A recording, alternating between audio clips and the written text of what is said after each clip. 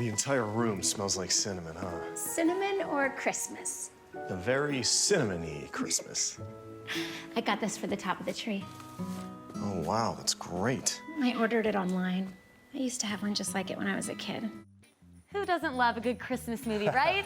Soleil Moon Frye, she captured our hearts as the beloved Punky Brewster, and now she's at it again in a new heartfelt holiday movie called Staging Christmas. So Soleil recently stopped by, and we talked about the upcoming Punky Brewster reboot. Very excited for that. We talked about her close relationship with Demi Moore, her new film, and so much more. Plus, she tells us how she would rate her own Christmas decorating skills.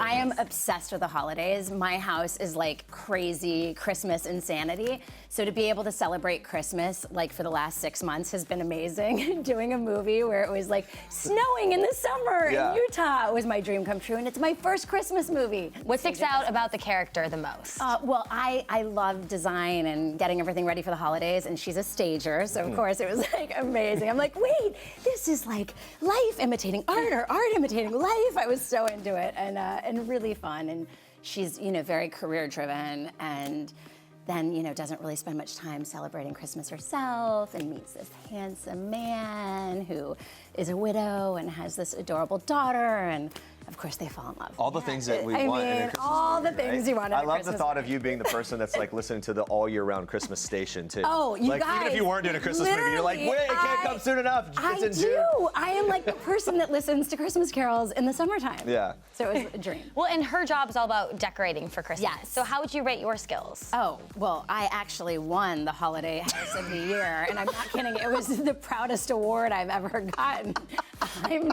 I'm not even kidding, you guys. My Christmas lights were that extraordinary. What, So you won on like your block? Like I won in our neighborhood. It was I had the plaque up in our home. Did you do the thing where you're like driving by the other homes? Like, Oh yeah, I'm like the total judgmental Christmas. I'm like, oh, too many colors over there.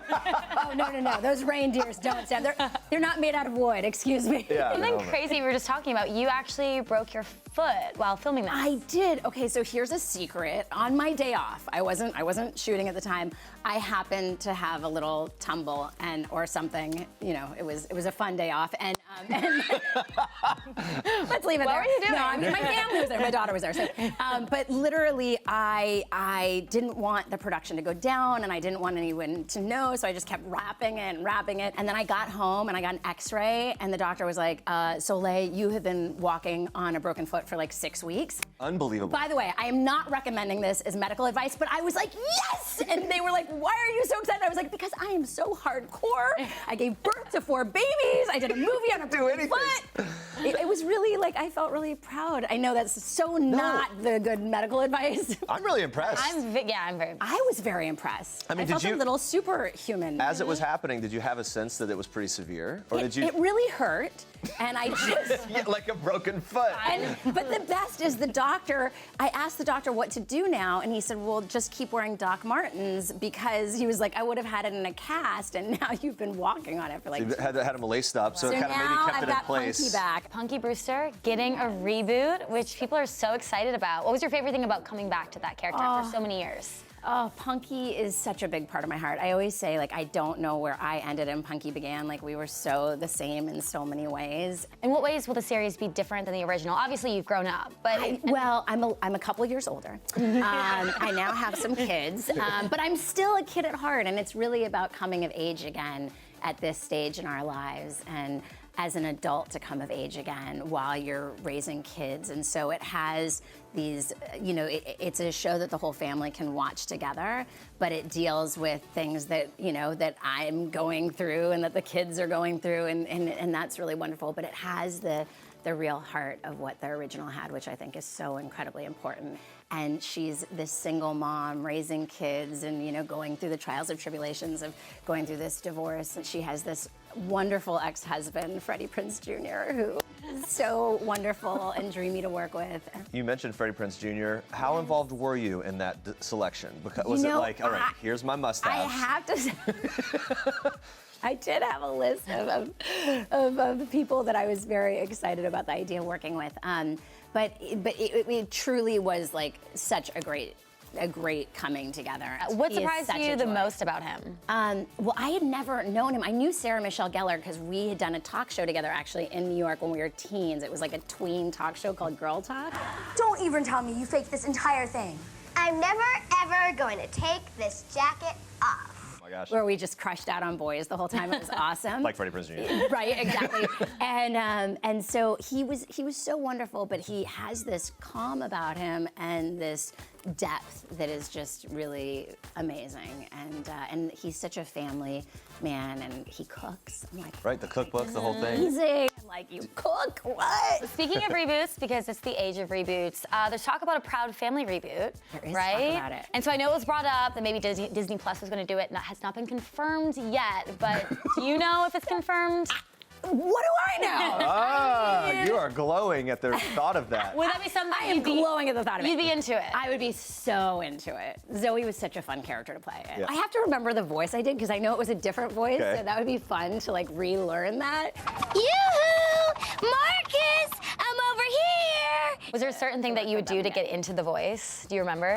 This is the thing. I'm like, I was trying to figure out the other day what voice was I. I was like, I really have to refigure out. But I just, whatever was different enough from mine. I Yeah. loved like getting in there into the studio and just becoming something completely different. I was on your Instagram about a week ago. You posted a picture with Demi Moore. I love that you two have this wonderful friendship. And she was there for the birth of all of your kids. Yes, she has been there for the birth of all my kids, and she is such a force in my life. And she came the other night actually to the taping, and it was incredible because I was so nervous. And people don't realize, you know, I think a lot of assumptions is that like you've done this for so long, why get?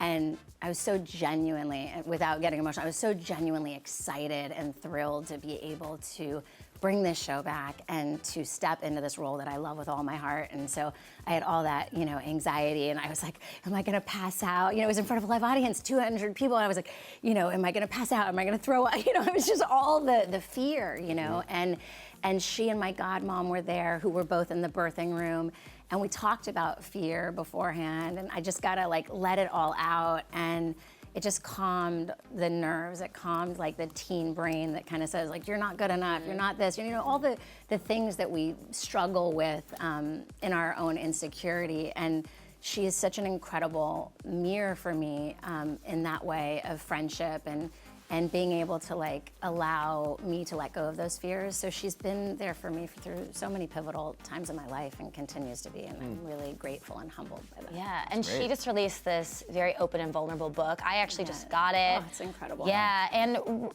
did you talk to her about, like, before she released it? Like, were you nervous about her? Because I'm not nervous about her at all. I mean, she is such a strong, powerful, brilliant, wonderful woman, and I think it's so incredible to be able to share one's truth. And we all have our stories, and so often our stories are the universal stories that other people can connect to in some way. And so I'm really proud of her to be able to share that, you know, part of herself.